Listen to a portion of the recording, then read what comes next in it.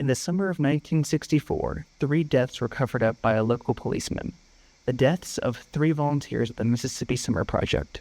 Michael Schwerner and Andrew Goodman, 2 white students from New York, and James Chaney, a black man from Mississippi. The 3 young men were a part of the Freedom Summer campaign, which had volunteers riding through the South, trying to get black citizens to vote in opposition to the Jim Crow laws that were incredibly influential during the time.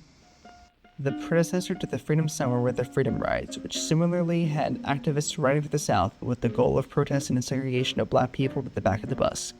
In both cases, non-violent protest was met with violence, but the death of 2 young white men gave the situation much more attention across America than many other civil rights protests. Trying to turn attention to the overlooked racial violence, Mikey Schwerner's wife, Rita, told reporters during the search, "The slaying of a Negro in Mississippi is not news. It is only because my husband and Andrew Goodman were white that the national alarm has been sounded." Mississippi was chosen for the Freedom Summer Project due to its low level of African American voter registration. Less than 7% of the state's eligible black voters were registered to vote. Michael Schwerner, Andrew Goodman, and James Chaney arrived on June 15th for the Mississippi Summer Project to promote more voter registration. On the night of June 21st, the 3 boys would be kidnapped and killed by members of the Ku Klux Klan. It would take until August 4th for their bodies to be found. They were found buried on a farm where all of them had been fatally shot. While some of their killers would be convicted, their sentences were shockingly short, and the man who led the lynching mob was able to escape a sentence because one of the jurors refused to convict a minister.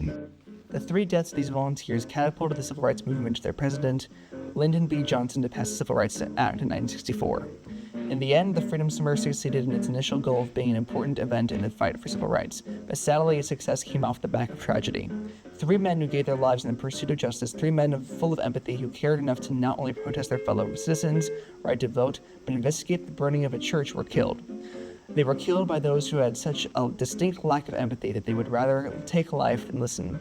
It's ironic, then, that their lack of empathy is what gave that summer's event so much attention. Even reaching the ears and heart of Martin Luther King Jr., the murder was, in his own words, an attack on the human brotherhood taught by all the great religions of mankind. An attack upon basic human empathy.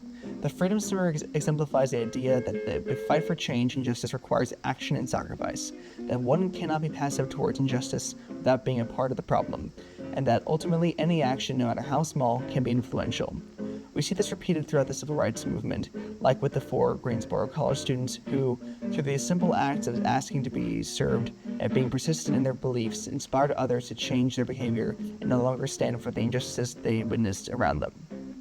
Those 4 students were not charismatic leaders like Dr. King or Malcolm X.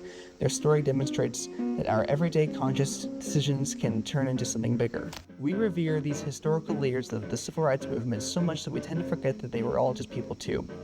Regular citizens who saw issues in their communities and governments decided to fight for change, even if it meant risking their lives.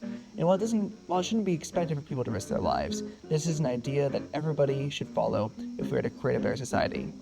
We should never be passive observers in injustices, and instead should always try to create change no matter how small our actions may be.